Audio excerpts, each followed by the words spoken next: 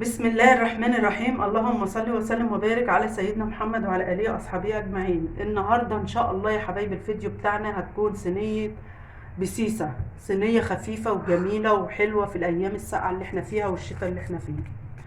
ال- الصينيه مقاديرها سهله وجميله وموجوده في اي بيت، وان شاء الله باذن الله مش هتحتاجي تجيبي حاجه مكلفه. هنعمل ايه؟ بس قبل ما نبدا في الفيديو ما تنسوناش طيب في اللايك والشير والاشتراك في القناه. يلا بينا نخش على الفيديو ونشوف مقاديرنا ايه. يلا بينا.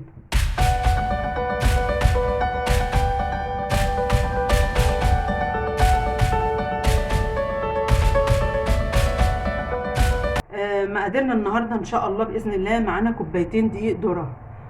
في ناس بتحب بتحط عليها دقيق ابيض، انا مش هحط دقيق ابيض المره دي، انا هستكفي بكوبايتين دقيق ذره، ولو عوزنا هنحط تاني معانا يعني دقيق ذره لو عوزنا، بس مقاديرنا كوبايتين دقيق ذره، كوباية سكر نفس هي الكوباية دي نفس عيار دي، ومعانا نص كوباية زيت، ومعانا بيضتين، البيضتين درجة حرارة المطبخ، ومعانا برتقانة هنعملها ببرتقانة كاملة، مش هنشيل حاجة منها، بقشرها بكلها بكل حاجة.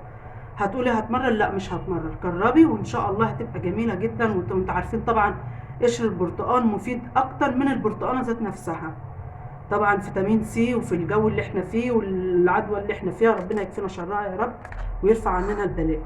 ومعانا واحد بيكنج باودر وواحد فانيليا، احنا هنحتاج بس واحد فانيليا بس عشان طبعا معانا برتقان وقشر برتقان. وهنحتاج معلقه الخل، معلقه الخل دي بالنسبه لاي كيك او معجنات زي محسن كيك، زي ايه محسن كيك. يلا نسمي بالله وندخل على التحضير ونشوف هنحضرها ازاي. يلا بينا. معانا شفشق الخلاط، هننزل الاول بالبيضتين. بسم الله الرحمن الرحيم. اللهم صل وسلم وبارك على سيدنا محمد.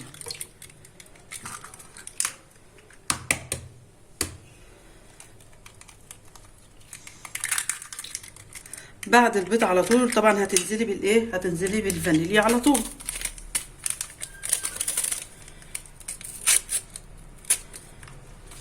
وبالراحه كده واعملي حاجتك كده ومفيش حاجه يعني تتسربع ولا اي حاجه، مع اننا الميه النهارده مقطوعه من اول النهار، فقلنا بدل الملل اللي احنا قاعدين فيه ده نقوم نعمل لكم حاجه حلوه. وهنحط كوبايه الزيت،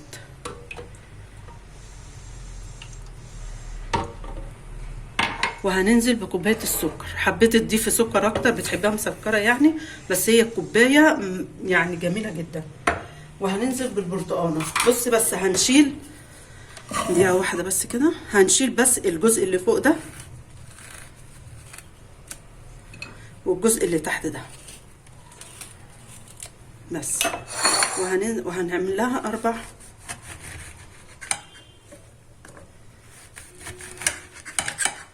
كده. تشيلي بس الايه الحته دي اهي، وتنزلي بقى بيها كده في الخلاط. بص هخرطها كلها وهنزلها واضربها في الخلاط بس عشان ما اطولش عليكم الفيديو، وكمان عشان ما يبقاش صوت الخلاط يعمل بس دوشه وقلق. ماشي يا حبايبي؟ يلا استنوا. نحط كوبايتين الدقيق لازم ننخلهم،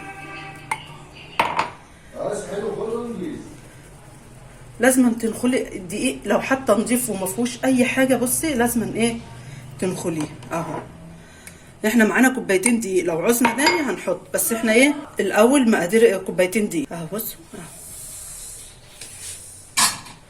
وهننزل بمعلقه بيكنج باودر، هجيلها معلقه اهي. بصي ورشه دقيق بس كده. ماشي يا حبايبي؟ ده كله هنقلب بقى المقادير دي كلها ببعضها كده اهي. برضو تاني مرة بقولك لو حبيت تضيفي دقيق ابيض ضيفي، يعني تخلي كوباية ونص كوباية دقيق ابيض. لو مثلا 3 كوبايات يبقى كوبايتين دقيق اصفر وكوباية دقيق ابيض، بس انا هعملها النهاردة كلها بدقيق اصفر اللي هو دقيق الذرة. بس قلبنا كده المقادير الجافة مع بعض. بالنسبة للمقادير هنا بالامانة يعني حطيت ربع كوباية مية عشان بس تمشي الخلاط. بسم الله الرحمن الرحيم. بس شكلنا كده هنعوز دقيق تاني واحنا مع بعض وهنشوف. عشان كلها مقادير. بسم الله الرحمن الرحيم. بسم الله. بسم الله الرحمن الرحيم. بسم الله. اللهم صل وسلم وبارك على سيدنا محمد. بس ايه، قبل ما نقلب هننزل بمعلقه الخل عشان ما ننساهاش. معلقه كده. احنا قلنا طبعا معلقه الخل دي محسن كيك لاي معجنات. بصراحه جميله تحفه جدا معلقه الخل دي. بصوا البرتقانه اللي هي كامله بقشرها بكل حاجه، جميله وبتدي طعم جميل. بصي برتقان ما هي برتقان طبعا، بس احنا كنا بنعصر البرتقانه ونحط الميه بس. لا جربي القشر وكله تحفه. هنقلب حلو، اي حاجه نقلبها من تحت لفوق كده، بس تخلي تقليبك ايه في اتجاه واحد بس. شكلها كده هتعوز نص كوبايه دقيق. هنجيبها ونيجي نحطها مع بعض.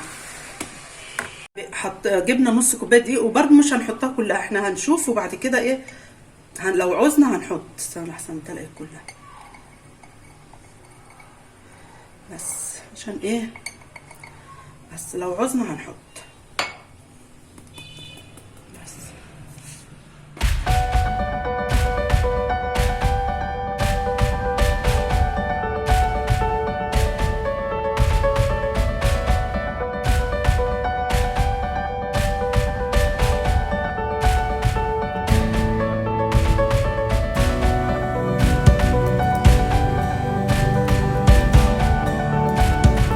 لا مش هنحتاج. بصوا اهي الامانه، يعني حطينا كوبايتين وربع اهو. بصوا اللي خدوا منها اهي كوبايتين وربع اهي.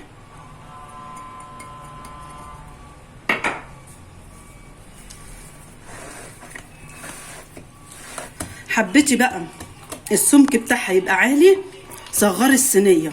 حبيت السمك بتاعها يبقى حلو كده وما يبقاش عالي قوي، يعني تكبري الصينيه زي ما انا عامله كده اهي. عندي صينيه، دي اكبر صينيه عندي، معرفش مقاسها كام بصراحه، بس هي اكبر صينيه عندي. هنزل فيها كل الخليط اللي انا عملته عشان يبقى سمكها ايه حلو. وقبل ما اشتغل في الكيكه او اي حاجه انا مولعه الفرن وسايباه يسخن. بسم الله الرحمن الرحيم كده.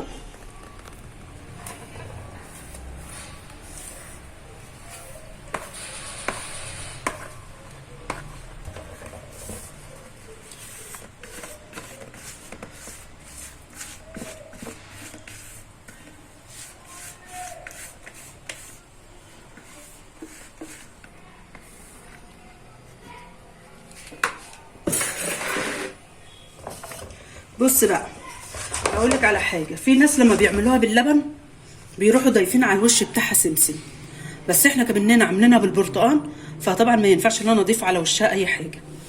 لو انت حبيتي تعمليها باللبن يا تضيفي عليها سمسم، بتبقى كمان قيمه غذائيه جميله جدا. وطبعا انتوا عارفين السمسم حلو جدا. فيلا بقى ادخلها في الفرن، ولما اطلعها باذن الله هوريها لكم. يلا استنونا بقى. اهو يا حبايبي الصينيه طلعناها اهي، ما شاء الله بسم الله ما شاء الله، خفيفه جدا والله، لسه سخنه، لسه دلوقتي مطلعينها حالا اهي. بصوا حطها على بتاعه بيض علشان ما تطلعيها سخنه، ما تحطهاش على حاجه ساقعه اهي. بسم الله.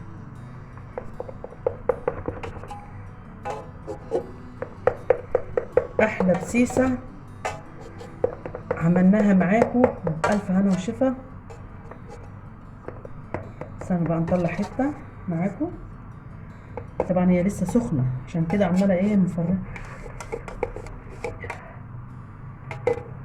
عايزه دقيقه واحده يا عمر نجيب حاجه عريضه كده نشيل بيها.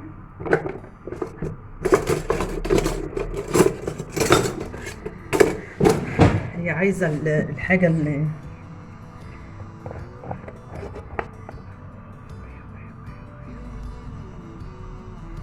بسم الله ما شاء الله بسم الله ما شاء الله. بصوا بس هي عشان سخنه، شايفين البخار. وهندوق عمر حته كده ويقول لنا ايه رايه. بصراحة طعمها جامد والله. ويا رب يا رب يكون الفيديو عجبكم، ولو عجبكم بقى ما تنسوناش في اللايك وفي الشير وفي الاشتراك في القناه. وبألف هنا وشفا، هي كمان سخنه، ده لما تسيبها تبرد كمان دي هتبقى طعمها احلى. يلا بقى واشوفكم على خير، والسلام عليكم ورحمه الله وبركاته.